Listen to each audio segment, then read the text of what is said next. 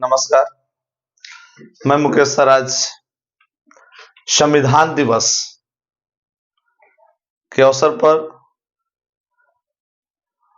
एक विशेष टॉपिक भारतीय संविधान के परिप्रेक्ष्य में आज लेकर के उपस्थित हूं और आप लोग ध्यान रखेंगे इसमें ऐसे ऐसे चीजें आज मिलेंगी आपको, उसको आपको राइट डाउन करते चलना है।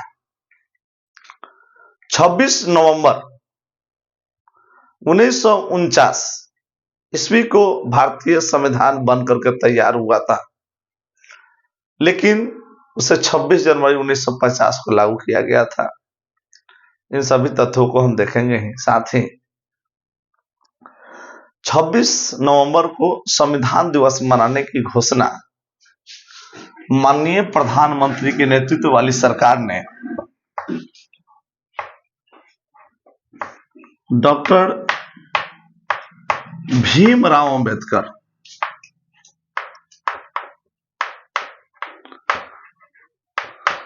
अंबेडकर के 125वें वर्ष 125वें जन्म वर्ष के अवसर पर 2015 में जिस समय नरेंद्र मोदी की सरकार थी, तो भारत सरकार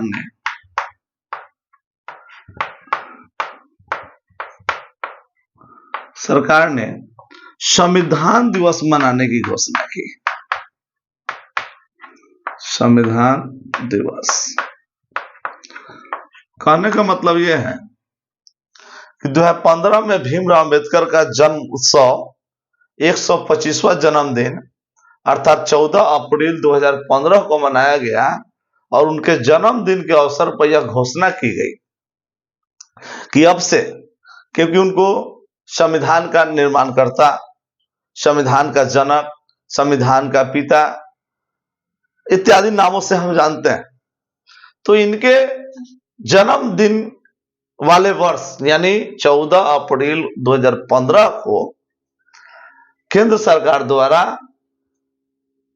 26 नवंबर 2015 से प्रतिवर्ष संविधान दिवस यानी कॉन्स्टिट्यूशन डे मनाने की घोषणा हुई और उस समय से हम लोग प्रतिवर्ष हर वर्ष ये मना रहे हैं।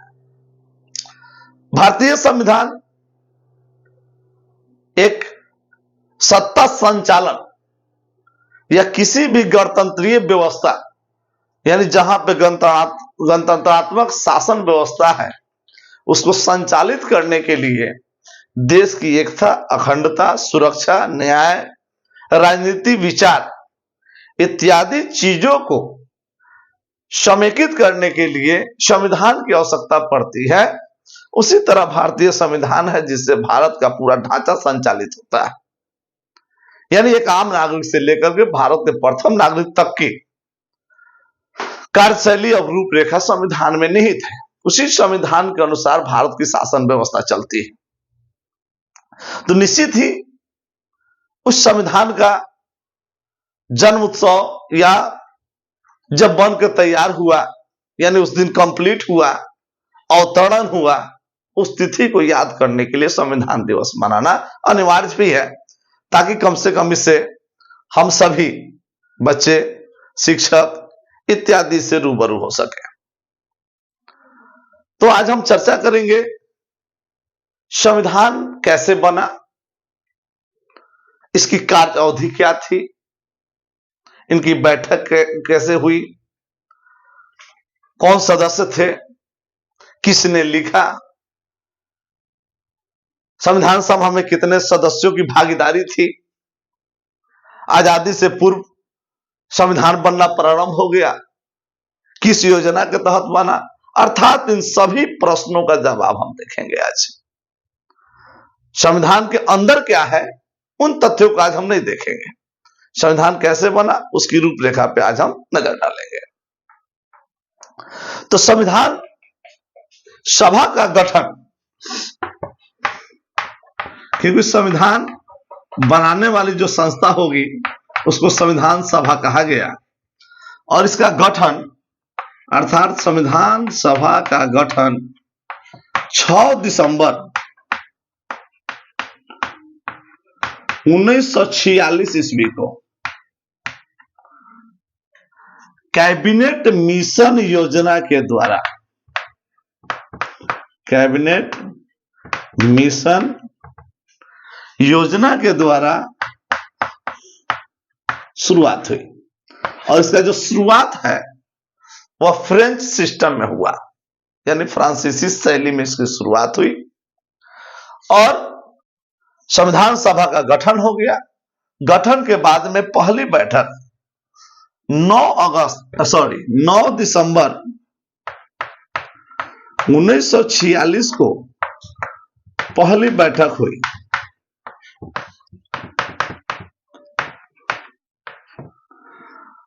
और इस पहली बैठक के जो अध्यक्ष थे, यानी एक अस्थायी अध्यक्ष चुना गया था, सच्चिदानंद सिन्हा को। सच्चिदानंद सिन्हा संयोग से ये बिहार से थे। और अगली बैठक जो 11 दिसंबर 1946 को हुई, उसमें अर्थात यह दूसरी बैठक थी। और इस दूसरी बैठक में संविधान सभा को एक अस्थायी अध्यक्ष मिल गया और ये अस्थायी अध्यक्ष थे डॉक्टर राजेंद्र प्रसाद। और महज यह संयोग है कि प्रथम अध्यक्ष भी बिहार से और द्वितीय अध्यक्ष भी बिहार से। और इसी 9 दिसंबर को संविधान बनना प्रारंभ माना जाता है। संविधान का निर्माण प्रारंभ हुआ, क्योंकि इस तिथि से ही जोड़ने पर 2 वर्ष 11 महीना 18 दिन 26 नवंबर 1949 को होता है। तो क्या इसके पूर्व कभी संविधान की बात नहीं हुई? क्या कभी संविधान बनाने पर चर्चा नहीं हुई? तो हुई थी। सबसे पहले 1895 ईस्वी में 1895 ईस्वी में बाल गंगाधर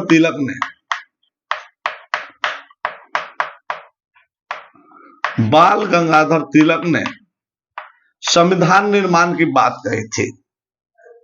और बाल गंगाधर तिलक यानी बहुत ही अग्रिम सोच वाले लोग थे, दूरगामी सोच रखते थे, क्योंकि स्वराज शब्द का उन्माद भी इन्हीं के द्वारा हुआ था।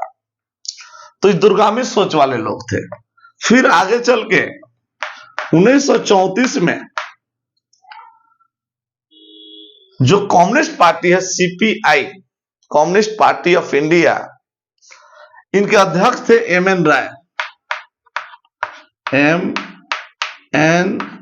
रॉय बंगाली थे। इन्होंने भी संविधान की बात कही थी कि एक संविधान निर्माण होना चाहिए।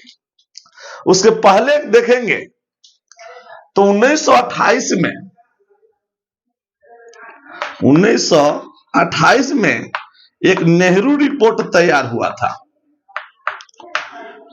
यह नेहरू रिपोर्ट भी संविधान का स्वरूप था, संविधान का ही स्वरूप था, जिसको नेहरू रिपोर्ट का नाम दिया गया। उसके बाद में हम देखेंगे कि 1938 में 1938 ईस्वी में पंडित नेहरू ने संविधान निर्माण की बात कही थी। यानी 1946 में संविधान बनने से पूर्व भी कई बार संविधान पर चर्चा हो चुकी थी, संविधान की बातें हो चुकी थी। तो निश्चित ही संविधान बनना भी अनिवार्य था। अब हम देखेंगे कि इसमें सदस्य कौन से थे, क्या मुस्लिम लीग का समर्थन था। तो हम इसमें देखेंगे कि जब संविधान बनना प्रारंभ हो गया तो मुस्लिम लीग जो है उसने इसका विरोध किया था। अर्थात मुस्लिम लीग नहीं चाहता था कि संविधान का निर्माण हो, या वो चाहता था कि मेरे अनुरूप संविधान बने। तो हम देखेंगे संविधान बनने में, यानी जो 9 दिसंबर से कार्य प्रणाली प्रारंभ होती है और 11 को अर्थात 13 दिसंबर को जो तीसरी बैठक होती है 1946 को, तो पंडित नेहरू उद्देश्य प्रस्ताव प्रस्तुत करते हैं और यही उद्देश्य प्रस्ताव जो है प्रस्तावना के नाम से जानी जाती है। प्रस्तावना कहलाती है, या इसको हम प्रीएम्बुल कहते हैं, प्रीएम्बुल ऑफ द कॉन्स्टिट्यूशन।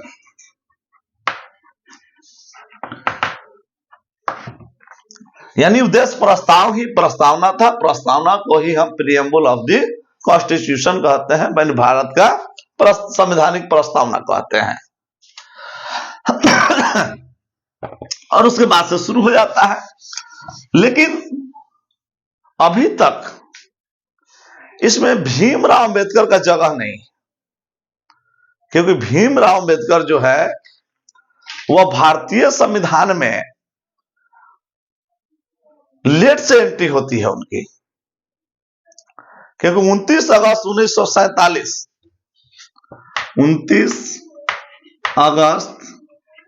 1947 को डॉक्टर अंबेडकर को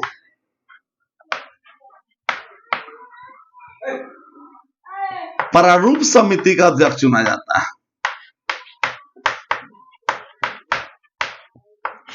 प्रारूप समिति का अध्यक्ष, यानी इसको हम ड्राफ्टिंग कमेटी कहते हैं। ड्राफ्टिंग कमेटी के अध्यक्ष चुने जाते हैं। इनका काम होता है कि संविधान सभा के जितने भाग बने हुए हैं या जितने पार्ट हैं, यानी सबको अलग अलग इकाई बांट दिया गया था, यानी समिति बना हुआ था। लगभग 22 समितियों में बांटा गया था संविधान निर्माण, 22 समितियों में। और यही 22 समितियों का जो रिपोर्ट रहा उसको भीमराव अंबेडकर ने संकलन किया। इसीलिए 22 समितियों का जो रिपोर्ट है जब एक जगह संकलित किया गया तो यह 22 भाग के रूप में जाना जाता है। तो इसके अतिरिक्त भी 22 भाग के अतिरिक्त उस समय 395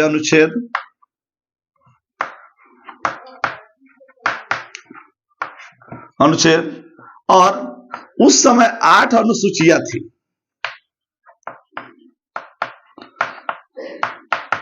लेकिन इसको बढ़ा करके 4 और इसमें जोड़ दिया गया, यानी आज के डेट में 12 अनुसूचियां हैं। अब हम जरा बात करेंगे, यानी अब देख लिए संविधान में 22 भाग, 22 समिति होने के कारण 395 अनुच्छेद और 12 अनुसूचियां आज के डेट में है। उस समय 8 अनुसूचियां थी। अब थोड़ा हम नजर डालते हैं कि इनके मेंबर कौन थे, कहां से आए थे।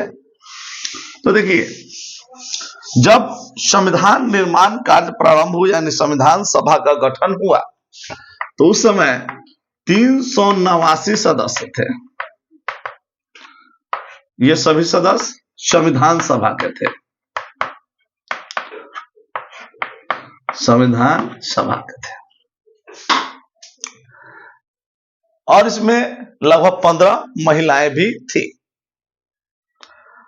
लेकिन 15 अगस्त 1947 जब देश का विभाजन और आजादी हो गया तो संविधान सभा का भी विभाजन हो गया और इस संविधान सभा में यानी लगभग 90 सदस्य पाकिस्तान चले गए, यानी 90 सदस्य पाक चले गए और बच गए 299 सदस्य। साथ में 3 महिलाएं भी पाकिस्तान चली गई, अर्थात 87 पुरुष और 3 महिलाएं पाकिस्तान चली गई। अब बच गए 289 सदस्य। इस 289 में जो 229 सदस्य थे, 229 सदस्य जो थे वह भारतीय चुनाव प्रक्रिया से आए थे,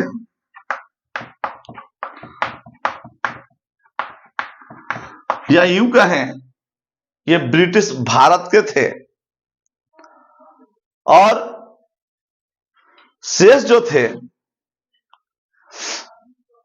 यानी 229 चुनाव प्रक्रिया से यानी भारतीय प्रांतों से आए थे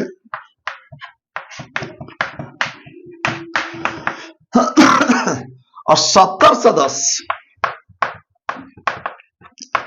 देसी रियासत से थे, यानी राजा महाराजा या जो रियासतों से आए हुए थे, और कुल 13 महिलाएं बच गई थी इसमें।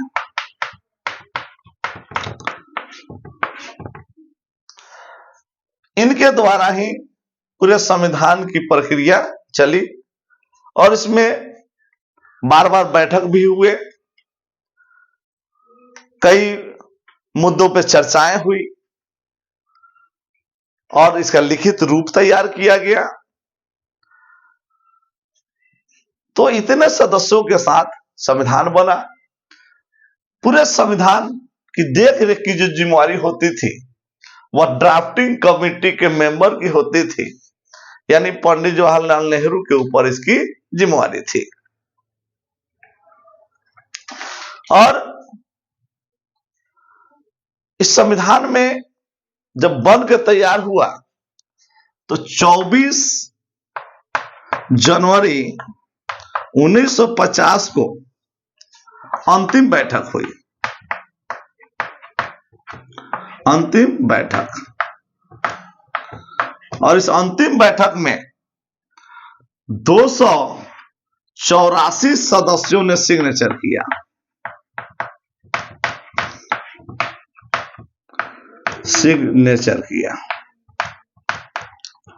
और इस संविधान में एक बड़ी दिलचस्प बात यह है कि पूरा संविधान 251 पन्नों पर लिखा गया है, यानी पन्नों की संख्या अगर इसमें कहें तो 251 है। और दिलचस्प बात यह है कि संविधान का अंतिम पेज पर जब सिग्नेचर की बात आई थी तो सब कोई जानता है कि अध्यक्ष का सिग्नेचर सबसे ऊपर होता है, लेकिन पब्लिक डोमेन में जवाहरलाल नेहरू को जाना था, इसलिए सबसे पहले उन्हें आमंत्रित किया गया कि आप साइन कर लीजिए, सिग्नेचर कर लीजिए। और वो आए और उन्होंने अपना सिग्नेचर जो है डॉक्टर राजेंद्र प्रसाद यानी प्रथम जगह पे कर दिए। बाद में डॉक्टर राजेंद्र प्रसाद जो हैं, आप देखेंगे कि 8वीं अनुसूची जहां समाप्त होती है और नेहरू का सिग्नेचर जहां शुरू होता है उस बीच में एक तिरछी सिग्नेचर वो करते हैं, नहीं बाद में करते हैं। अब थोड़ा सा हम इस संविधान निर्माण के कुछ दिलचस्प आंकड़ों पे नजर दौड़ाएंगे। ये दिलचस्प आंकड़े क्या है? तो संविधान की जो लेखन कार्य है यह प्रेम बिहारी नारायण रायजादे के द्वारा हुआ है। प्रेम बिहारी नारायण रायजादे, यानी यह मूल संविधान के लेखक थे। यानी इसको लेखक कहिए आप इन्हें। और इन्होंने इटैलिक राइटिंग में, यानी इटैलिक थोड़ी तिरछी राइटिंग में, इन्होंने इंग्लिश भाषा में लिखा। यानी इंग्लिश भाषा में जो संविधान लिखा हुआ है मूल प्रति, वह इनके द्वारा लिखा गया। और इनको लिखने में, क्योंकि ड्राफ्टिंग कंप्लीट होने के बाद में इनको दिया गया था लिखने के लिए, राइटिंग लिखने के लिए, कुल इन्होंने 6 माह का समय लिया था। यानी लिखने में केवल 6 माह का समय लगा था। और इसमें जानकर हैरानी होगी कि 432 नीब यानी पेन घिस गए थे। जो इंक वाला पेन होता है उसका नीब, यानी 432 नीब घिस गए थे। और इसको सजाने के लिए नंदलाल बोस को बुलाया गया था। और एक चीज और इनके बारे में दिलचस्प आप जान लेंगे कि इन्होंने लिखने के एवज में कोई फी नहीं लिया, अर्थात इन्होंने निःशुल्क लिखा। लेकिन इनकी शर्त थी कि हर पन्ने पर मैं अपना नाम लिखूंगा और अंतिम पन्ने पर अपने दादा और अपने गुरु का नाम लिखूंगा। तो इस प्रकार संविधान के हर पेज पर इनका सिग्नेचर है, साइन है, हस्ताक्षर है, और अंतिम पेज पर इनके दादा और इनके गुरु का नाम लिखा हुआ है। इसके अतिरिक्त 22 भाग में जो संविधान था उसको सजाने के लिए, यानी कोई भी भाग जब बदलता है, यूनिट बदलता है, तो एक पेज खाली होता है। उस खाली पेज को सजाने के लिए शांति निकेतन के सबसे अच्छे चित्रकार, कलाकृति वाले नंदलाल बोस को बुलाया गया।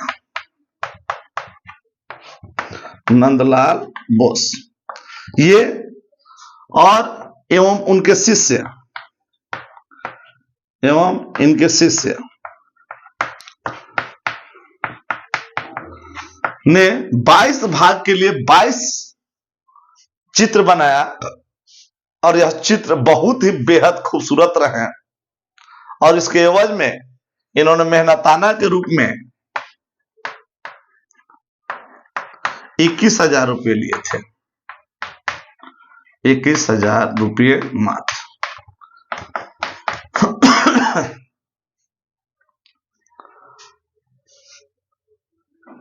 केवल ये चित्रकारी का खर्च था।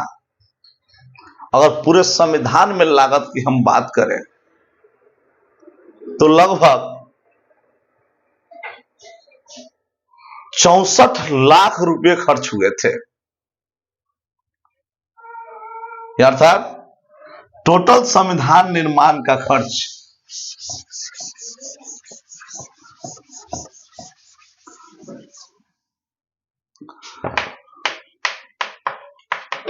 संविधान निर्माण का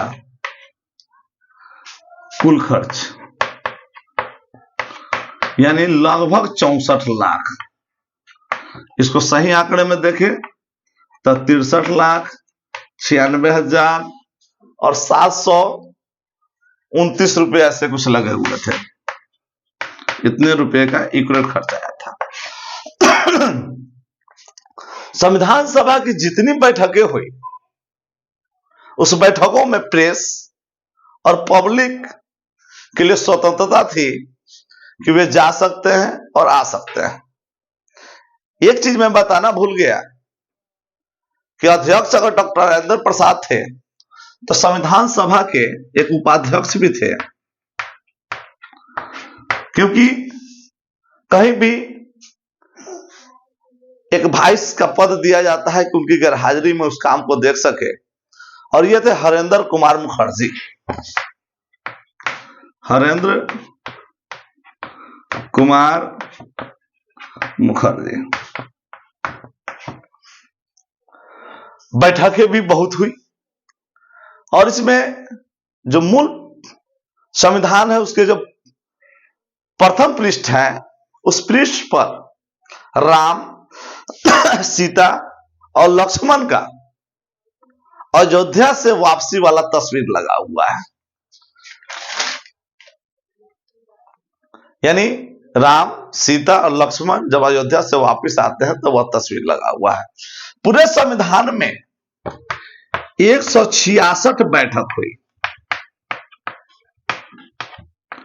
यानी बैठकें जो हुई वह 166 बैठक में यह फाइनल हुआ था। थोड़ा सा कुछ और दिलचस्प चीजें हम देखते हैं। अंतिम हस्ताक्षर मैं पहले ही बताया कि जिसको प्रथम हस्ताक्षर करना चाहिए उन्होंने अंतिम हस्ताक्षर किया था, डॉक्टर राजेंद्र प्रसाद। और संविधान सभा को संबोधित करने वाले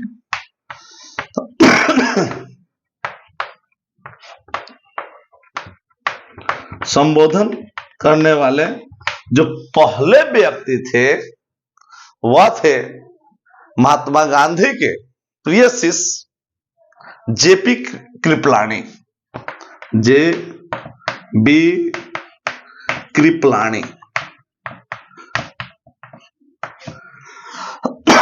आपको पता है कि यही जेपी कृपलानी चंपारण सत्याग्रह के समय बीबी कॉलेजिएट में प्रोफेसर हुआ करते थे और गांधी को ठहराने के कारण इनको निष्कासित कर दिया गया था। और 22 जुलाई 1947 22 जुलाई 1947 को झंडा समिति की बैठक हुई और तिरंगा को राष्ट्रीय ध्वज के रूप में अपनाया गया। राष्ट्रीय ध्वज के रूप में अपनाया गया, इसीलिए 22 जुलाई को झंडा दिवस हम लोग मनाते हैं। हर वर्ष हम लोग 22 जुलाई को झंडा दिवस मनाते हैं। संविधान में जो लिखे गए हैं, क्योंकि वह विश्व का सबसे बड़ा संविधान है, सबसे बड़ा लिखित संविधान होने का गौरव प्राप्त है, तो इतनी चीजें जो लिखी गई है आया कहां से? तो इसकी जो मुख्य संविधान की जो मुख्य भाषा है या आधार जो इसका बेस है वह 1935 का जो भारत शासन अधिनियम है,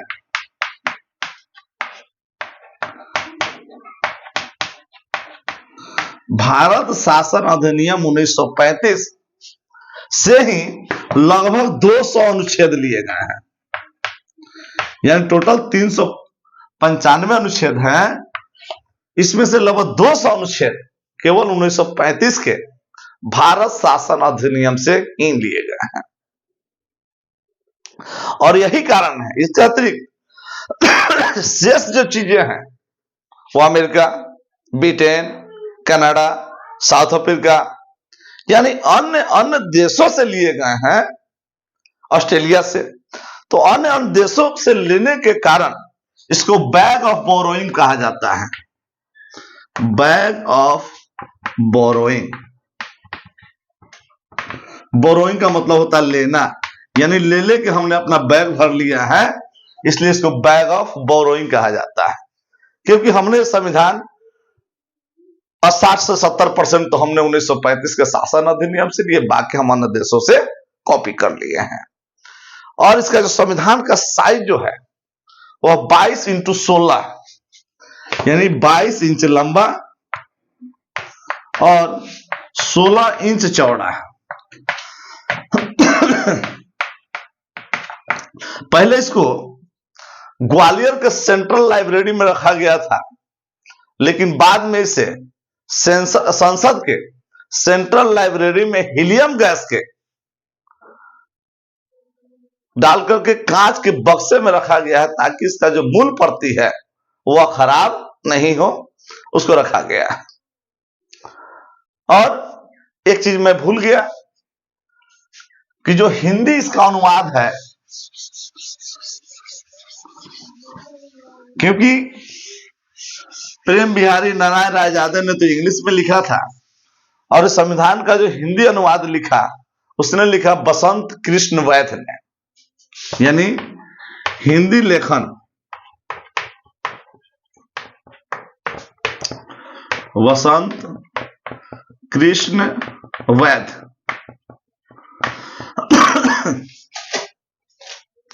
ने लिखा था और ज्यादा इंग्लिश में लिखे हुए थे। इसका वजन जो है 3 kg 750 ग्राम है और इसमें लगभग 1,45,000 शब्द है।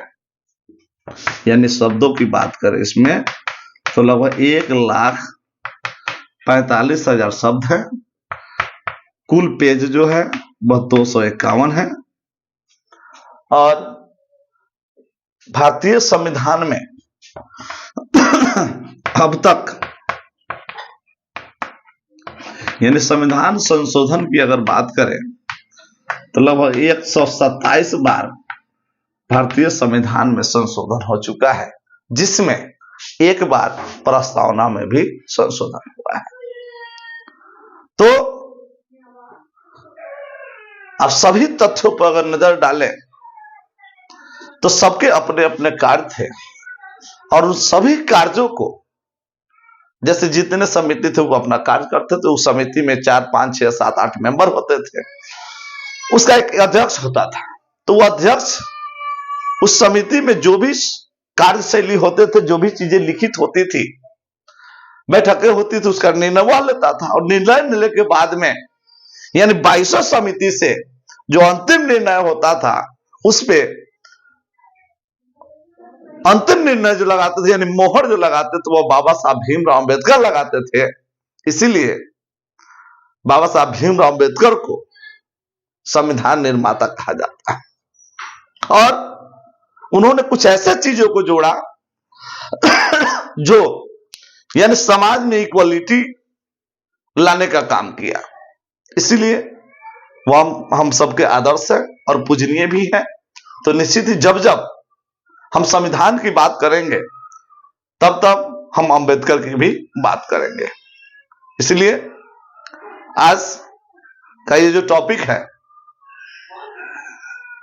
इस संविधान दिवस के अवसर पर जो हमने आज लाया है, निश्चित ही मैं ये कहूंगा कि रुचिकर लगा होगा, कुछ अनसुनी चीजें मिली होगी और इससे आप लाभान्वित हुए होंगे। तो आज इस संविधान दिवस के अवसर पर इतना ही। फिर हम किसी अन्य दिवस पर हम मिलते हैं। तब तक के लिए धन्यवाद।